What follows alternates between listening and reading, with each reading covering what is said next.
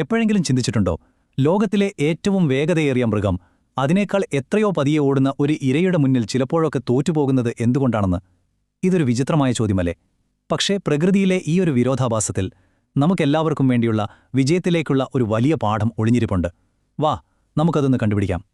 ദാ സ്ക്രീനിലേക്ക് നോക്കൂ. കണക്കുകൾ വളരെ വ്യക്തമാണ്. ഒരുപക്ഷം ചീറ്റപ്പുലി മണിക്കൂറിൽ ഏകദേശം 120 കിലോമീറ്റർ വേഗതയിൽ കുതിക്കുന്നു. മറുഭാഗത്തോ നമ്മുടെ മാൻ പരമാവധി പോയാൽ 80 കിലോമീറ്റർ. അപ്പോൾ വേഗതയുടെ കാര്യത്തിൽ ചീറ്റയെ വെല്ലാൻ ആരുമില്ലെന്ന് ഉറപ്പല്ലേ? എന്നിട്ടും അപ്പോൾ ഇതാണ് എൻ്റെ ചോദ്യം.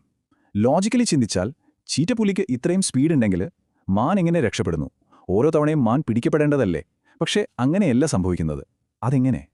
ശരി, അപ്പോൾ ഈ ഒരു ചോദ്യത്തിന് ഉത്തരം കിട്ടണമെങ്കിൽ നമ്മൾ ആ ഓട്ടം ഒന്ന് സൂക്ഷിച്ചു കാണണം. അവിടെ ശരിക്കും എന്താണ് സംഭവിക്കുന്നത്? നമുക്കതൊന്ന് വിശകലനം ചെയ്തു നോക്കാം. ഒന്ന് മനസ്സിൽ കണ്ടു നോക്കൂ. പൊടിമണ്ണ് പറത്തി ഭൂമി കുലുങ്ങുന്നതുപോലെ ലോകത്തിലെ ഏറ്റവും വേഗതയേറിയ ആ മൃഗം അതിൻ്റെ സർവ്വശക്തിയും എടുത്ത് കുതിക്കുകയാണ്. മുന്നിൽ ജീവനും കൊണ്ട് പായുന്ന മാൻ. ആർക്കാണ് സംശയം? കളി അവിടെ തീർന്നില്ലേ?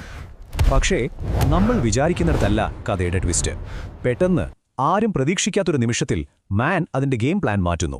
നേരെ ഓടുന്നതിന് പകരം പെട്ടെന്നൊരു വെട്ടിത്തിരിയൽ. ഒരൊറ്റ നിമിഷം കൊണ്ട് എല്ലാം മാറിമറിയുന്നു. ഇവിടെയാണ് നമ്മൾ പറഞ്ഞ വിരോധാഭാസം വരുന്നത്. ചീറ്റയുടെ ഏറ്റവും വലിയ പ്ലസ് പോയിന്റ് അതിന്റെ നേർരേഖയിലുള്ള ആ അവിശ്വസനീയമായ വേഗതയില്ലേ, അത് തന്നെ ഇവിടെ ഒരു മൈനസ് പോയിന്റായി മാറുന്നു. അത്രയും സ്പീഡിൽ വരുന്ന ഒന്നിന് പെട്ടെന്ന് വെട്ടിത്തിരിയാൻ പറ്റില്ല. ആ ഒരൊറ്റ ടേണിന് മുന്നിൽ ലോകത്തിലെ ഏറ്റവും വലിയ സ്പീഡ്സ്റ്റർ തോറ്റുപോവുകയാണ്. അപ്പോൾ ഇതിൽ നിന്ന് എന്ത് മനസ്സിലായി?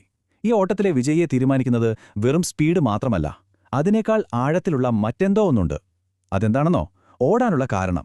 അതാണ് ശരിക്കും കളി മാറ്റുന്നത്. ദാ ഇത് നോക്കൂ.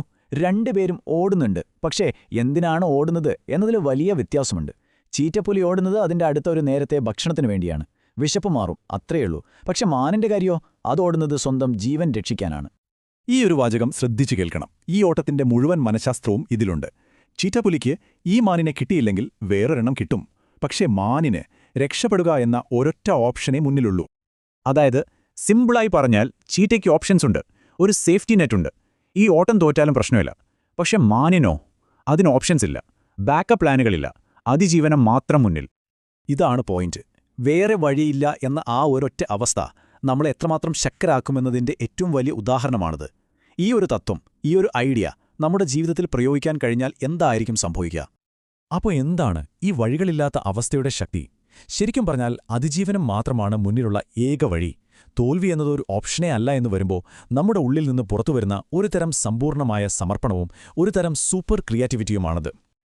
അപ്പോൾ എന്തുകൊണ്ടാണ് ഈ ഒരു അവസ്ഥ ഇത്ര പവർഫുൾ ആകുന്നത്? ഒന്ന്, നമ്മൾ പിന്നെ കാര്യങ്ങൾ നീട്ടിവെക്കില്ല, നാളെ ചെയ്യാമെന്നൊരു ചിന്തയെ വരില്ല. രണ്ട്, നമ്മൾ പുതിയ വഴികൾ കണ്ടുപിടിക്കാൻ നിർബന്ധിതരാവും, ഔട്ട് ഓഫ് ദ ബോക്സ് ചിന്തിക്കും. മൂന്ന്, നമ്മുടെ മുഴുവൻ എനർജിയും ആ ഒരൊറ്റ ലക്ഷ്യത്തിലേക്ക് ഫോക്കസ് ചെയ്യും. ഏറ്റവും പ്രധാനം, നമ്മുടെ ഒരു ആഗ്രഹം എന്നത് ചെയ്തേ പറ്റൂ എന്നൊരു നിർബന്ധമായി മാറും. ഓക്കെ, അപ്പോൾ ഈ ഒരു പ്രിൻസിപ്പിൾ കൊള്ളാം. പക്ഷേ ഈ അവിശ്വസനീയമായ ശക്തി നമ്മുടെയൊക്കെ ലക്ഷ്യങ്ങൾ നേടിയെടുക്കാൻ എങ്ങനെയാണ് പ്രാക്ടിക്കലായി ഉപയോഗിക്കാൻ പറ്റുക? നമ്മുടെ ജീവിതത്തിൽ ഈ വഴികളില്ലാത്ത അവസ്ഥ എങ്ങനെ ഉണ്ടാക്കിയെടുക്കാം? വളരെ ലളിതമായ 3 സ്റ്റെപ്പുകളുണ്ട്. ഒന്നാമത്തെ സ്റ്റെപ്പ്, നിങ്ങളുടെ ജീവിതത്തിലെ മാൻ ഏതാണെന്ന് തിരിച്ചറിയുക. അതായത് നിങ്ങൾക്ക് നേടിയേ മതിയാവൂ എന്ന് തോന്നുന്ന ആ ഒരൊറ്റ ലക്ഷ്യം. രണ്ടാമത്തെ സ്റ്റെപ്പ്, നിങ്ങളുടെ സേഫ്റ്റി നെറ്റുകൾ, നിങ്ങളുടെ ബാക്കപ്പ് പ്ലാനുകൾ, അതെല്ലാം മനഃപൂർവ്വം ഒഴിവാക്കുക. പിന്നോട്ട് വലിയാനുള്ള എല്ലാ വഴികളും അടയ്ക്കുക. മൂന്നാമത്തത്, പൂർണ്ണമായി അതിലേക്കിറങ്ങുക. ഇതൊരു ജീവൻ മരണ പോരാട്ടമാണെന്ന രീതിയിൽ ആ ലക്ഷ്യത്തിന് പിന്നാലെ പോവുക. പക്ഷേ ഒരു കാര്യം ഓർക്കണം, ഇത് ശരിക്കും ജീവിതം അപകടത്തിലാക്കുന്നതിനെക്കുറിച്ചല്ല പറയുന്നത് കേട്ടോ. അങ്ങനൊരു തെറ്റിദ്ധാരണ വേണ്ട. മറിച്ച് നമ്മുടെ ഏറ്റവും പ്രധാനപ്പെട്ട ലക്ഷ്യങ്ങൾക്ക് വേണ്ടി, അത്രയും തീവ്രമായൊരു ഫോക്കസ് കിട്ടാൻ വേണ്ടി നമ്മുടെ മനസ്സിൽ കൃത്രിമമായി ഒരു അനിവാര്യത ഉണ്ടാക്കിയെടുക്കുന്നതിനെക്കുറിച്ചാണ്. അപ്പോൾ ഈ ഒരു ആശയം ഇവിടെ നിർത്തുമ്പോൾ എനിക്ക് നിങ്ങളോടൊരു ചോദ്യം ചോദിക്കാനുണ്ട്. നിങ്ങളുടെ ജീവിതത്തിലെ ആ മാൻ എന്താണ്? നിങ്ങൾക്ക് തോൽക്കാൻ പറ്റാത്ത, നിങ്ങളുടെ സർവ്വ ഊർജ്ജവും നൽകി നിങ്ങൾ പൊരുതേണ്ട ആ ഒരൊറ്റ ലക്ഷ്യം അതെന്താണ്? ഒന്ന് ആലോചിച്ചു നോക്കൂ.